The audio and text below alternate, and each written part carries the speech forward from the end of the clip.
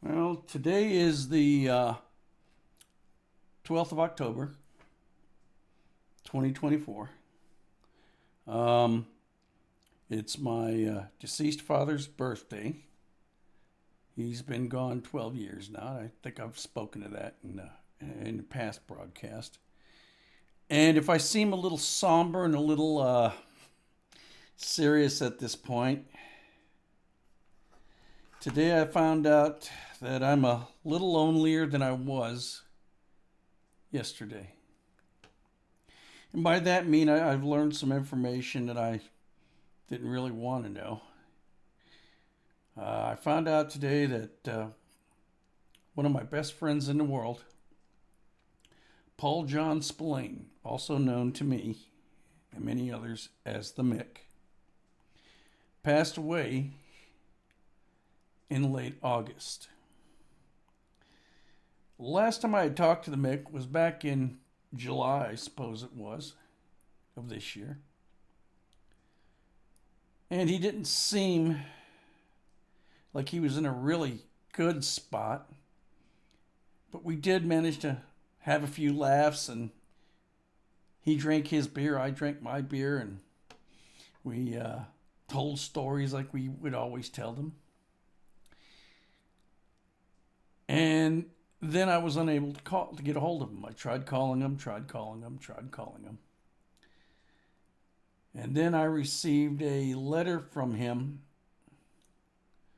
in mid-August that he was having phone trouble and that he would call me in mid-September. Well, mid-September came and went, as mid-Septembers will. And still no Mick. Still no phone call. Needless to say, I would call him 2-3 times a week and leave messages in hopes that he would return my call. Unknowing of the situation, of course, by that point.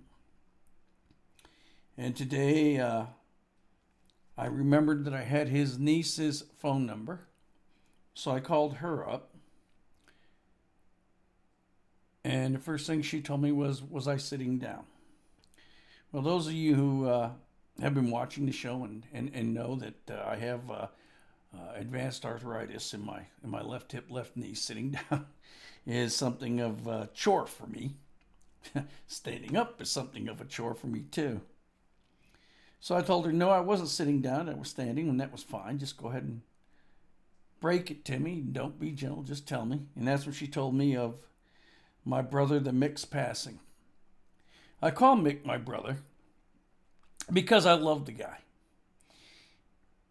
He was the penultimate Peter Pan. He never grew up. He was about 2 years younger than me, 64. And he faced life on his own terms. He didn't buy into the whole you got to buy a house, get married, have kids, a dog, and a picket fence, and all the other trappings and bullshit that we tend to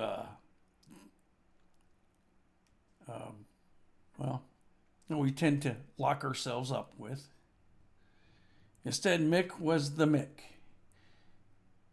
He loved as he loved. He lived as he lived. And when it was time to go, he went as he went, alone, from a heart attack. It was 2 weeks before they found him. By that point, of course, body wasn't in too great a shape. So tonight, and well, I've had a few beers, and no, I don't have one in my hand right now. But I'm going to tell Mick stories. I want to bring you up. I'm going to familiarize you with the friend I call brother. I met Mick in 1981, El Paso, Texas. I was, oh God, I think I was 23 years old at the time. Had long hair, full of bullshit and beliefs and all the things that young men should be full of, as well as full of themselves. We met at a restaurant where I was working at, and he was hired as a busboy. And Mick immediately struck me as one of those free-spirited, cool type of people that I really enjoyed talking to and really enjoyed being around. Mick had a wild side. Then again, so did I, and so did Jimmy, the third person in our triangle of friendship. But the most important thing about Mick is Mick lived his love the same way he lived his life, to its fullest. Once you became his friend and proved yourself, you were not just a friend anymore. You were a brother. You were part of his family and he was part of yours. And it was always that way. And for 43 years, that's how it was. And it still is, even though he's gone now. First Mick story I'm going to tell you, and I think I've already told you the story about the Paul pancakes on a previous podcast, and I told you a story about him throwing the raw egg into the deep fat fryer and the mess that created. Oh God. Well, living in El Paso, Mick and I would go to Juarez, Mexico, fairly regular basis on our days off and whatnot. The thing about Juarez, Mexico is that you can crawl into a bar in Juarez, Mexico at midnight and come out 5 or 6 hours later and the sun is rising. And of course, you're pretty drunk. And that was generally the case when we went to Juarez. Well, on one of these memorable occasions, we had left my car behind on the U.S. side and had walked across the bridge into Mexico. And we started hitting the bars. So one bar led to another, led to another, led to another. Till about 2:30, 3 o'clock in the morning, I guess it was. We're in this bar, and I'm standing there drinking, I don't know what number beer it was, but yeah, I'm feeling pretty good. And Mick is beside me and quietly conversing with this very attractive Mexican young lady.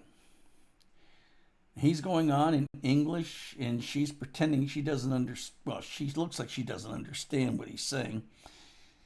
I looked and said, "What are you doing, Mick?" He says, "I'm trying to pick up this girl, man. She's beautiful. I want to pick up this girl." I said, "Yeah, and if I know you, Mick, you're saying some pretty horrible things right now." He goes, "Well, she doesn't know what I'm saying, man. She's Mexican. She doesn't speak English." About that time, she looked over at Mick and she gave him a sneer and said, "Senora, I understand everything you said, every filthy thing that came out of your mouth. And I just had the bartender call the Mexican police." And oh, no, not the Mexican police. We don't need that kind of hassle. I don't have money to give these guys, bribe our way out of this shit. So I grabbed Mick by the shoulder, and as we're going out the back door of the bar, the Mexican police are coming in the front door, looking for us, apparently. Well, we run down a few alleyways and whatnot, generally heading north, of course, headed for the United States. And eventually we come up to the international bridge there. But in a panic, instead of going through the gate there, and back in those days, you didn't need you didn't need a passport to get back and forth. You just needed your ID, Texas driver's license, whatever. But in our haste and panic, instead of going up the sidewalk where pedestrians usually cross on the bridge, we were running up the bridge itself with the cars. Of course, the cars were coming at us because we were on the wrong side of the bridge. I just remember running. And then about halfway across the bridge, we stopped, and I looked at Mick. I said, "What the hell are we going to do? We're on the bridge, man. We're not on the sidewalk. They're going to give us all kinds of grief if they don't arrest us both for something stupid, who knows what." And Mick says, "Hell, let's just climb the fence and get on the sidewalk." And I'm thinking, okay, fine.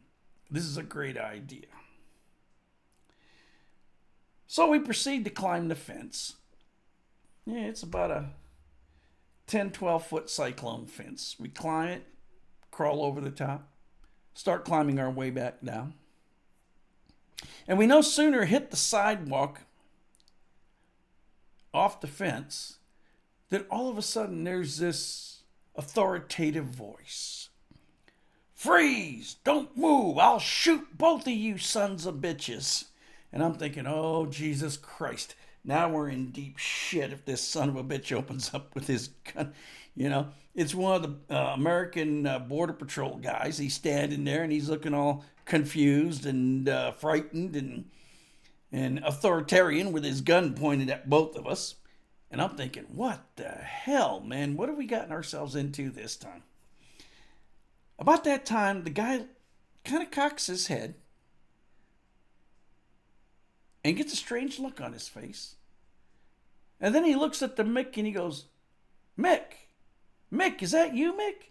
And Mick goes, "Oh, Jose, man, hey, what's up, buddy? What's going on, brother? Yeah, we just got stuck on the wrong side of the bridge. We were Turns out these two knew each other from college. And the guy's standing there like, "You stupid son of a bitch, I almost shot you and your buddy." And I'm thinking to myself, well, that's the last time I'm going to listen to Mick when it comes to advice. Freaking Mick, man. Almost got me shot crossing the border. Into my own country, no less. Now, that was something. That was the Mick. That was the Mick's way of thinking, you know. Wonderful. Wonderful. Now, this may take me a few moments between stories. It's not that there aren't any. It's just that there's so damn many of them. And it's hard for me to process this. And then, of course, dealing with the passing of my brother. And, oh, God. Mick's parents bought him a brand new Ford Fiesta. 81 Ford Fiesta. I don't know if you've ever seen 81 Ford Fiesta. It's a little boxy hatchback type of thing. Nothing special about it, just a car. And one night he was over at the trailer where I was living at. We were partying as usual. And about 7 o'clock that next morning, he decided it was time to leave. Well, Mick being Mick, he was driving down Dyer Road when he realized, well, I need to go to that other road, and about 2 blocks over on my right, decided to take a shortcut, an alleyway. Well, it wasn't exactly an alleyway. He was sort of following a culvert. And he drove his car underneath a guy wire to a telephone pole or a power pole. And he's driving along this narrow little path with his little car. And somehow ended up getting it stuck halfway up and halfway down the culvert to where it's sort of teetering. You know? Well, needless to say, unbeknownst to me, I didn't know this at the time. You know, I'm happily sitting there in the living room thinking about going to bed because it's been a long night and we've been partying all night. And the phone rings. And it's Mick on the phone. "Yeah, John, I'm down the street, man. I'm down the street from your house." I go, "What do you mean you're down the street from my house? You just left here." "Yeah, I got my car stuck, man. I can't get it out. I can't get it out of where I got it stuck at." And I'm like, "What the?" He says, "Yeah, just meet me at the grocery store, man, up on the corner." So I met him at the grocery store up at the corner. I drove over there and met him. He gets in, he says, "Yeah, man, just up this way. And I drive where he told me to drive, and they says, yeah, let's go down there. I said, oh, hell no, I'm not driving in there. We're going to walk. So we walked down this little path along the culvert, and sure as hell, there's this car. Brand new Ford Fiesta, sitting there doing this. It's just sort of teetering in the wind on the edge of that culvert there. And I'm like, what the hell did you do? Because I was driving up this way, and I guess I didn't pay close enough attention. I sort of drove it off, and now I got to get it off of there. How am I going to do that? How am I going to do that? I was like, oh, hell, I don't know. So we called a wrecker truck, and the wrecker couldn't get back there because of the guy wire to the power pole. He couldn't get his wrecker in there to pull him up off of that culvert, that edge there. So about that time, he suggests one of their big cranes. So about 30 minutes later, a big crane shows up on the other side of the culvert. It's got an extended crane that extends out and whatnot. So they extend the crane out, and they lower the boom. And attached to it are 4 what we call wire ropes. And the guy in the crane, the guy, not on the crane, but the tow truck driver, who's part of the same company, he says, yeah, we got a choice here. He says those ropes aren't big enough to wrap around the entire car. Not that it would make much difference, but probably do some damage. He says, we could just run these wires underneath the roof. Roll your windows down, run it underneath the roof. Hopefully we could pick up the car enough to get it on the level ground again without doing too much damage to the roof. Of course, the look on Mick's face is like, oh, no, I don't want that. So I'm like, well, damn it, Mick, what do you want to do? So about that time, I go back up to the main street after we've rejected the crane option and the tow truck option and whatnot. And I call our buddy Jimmy. And I said, Jimmy, yeah, man, here's the situation. I explained it to him. He says, yeah, I'll be there in a few minutes. So he shows up and he's like, Jesus, even I can't drive off of that. I couldn't drive it off of that. It's a mess. How the hell are we going to get it out? I said, I don't know. About that time, maybe about, up on the main road there, back by the power pole, I noticed this pickup truck pulled along the side, and it looks like a bunch of pretty big burly boys over there.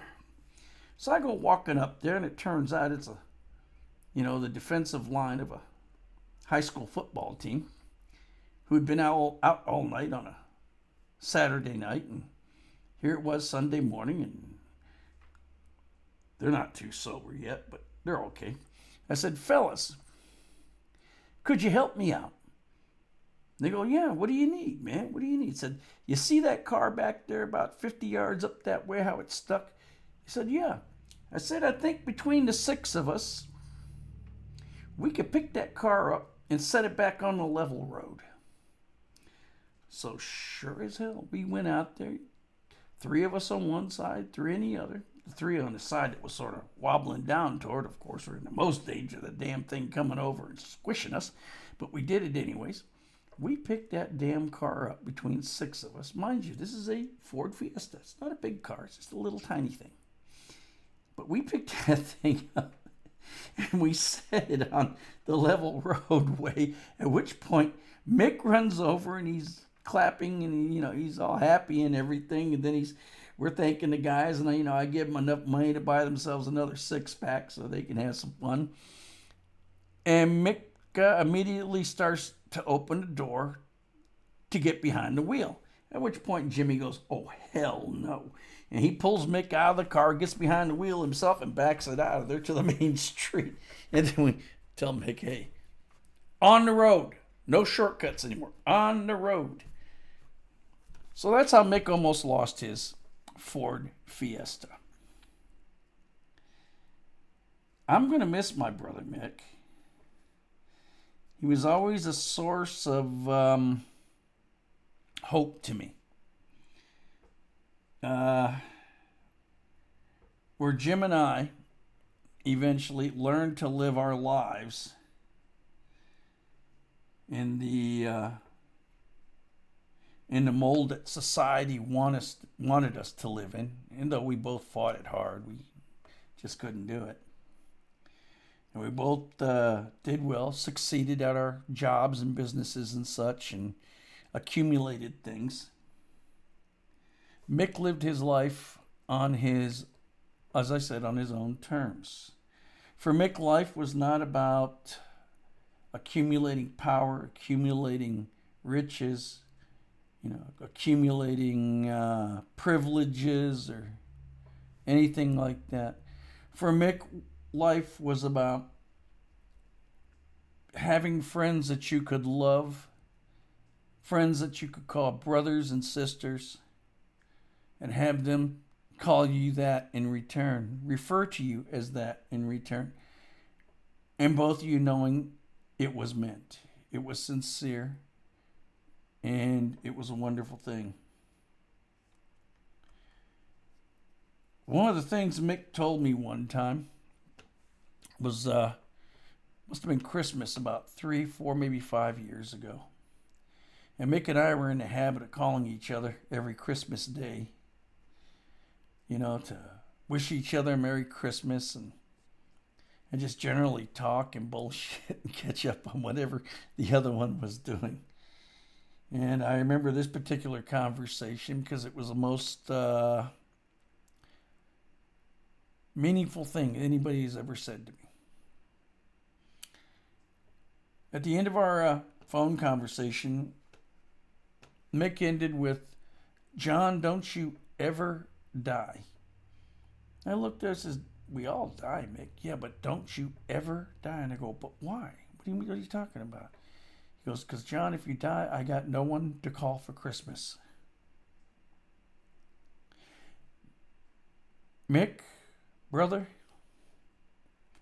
I got no one to call for Christmas this year. I'm going to miss you. You're an important part of my life for 43 years, brother. The good thing that came out of this, though, is I finally got to meet your niece today when she was telling me about it, what happened to you. And I made a new friend. But this one's for you, man. I'm going to give you... It's going to seem silly, okay. A sock monkey salute to Mick.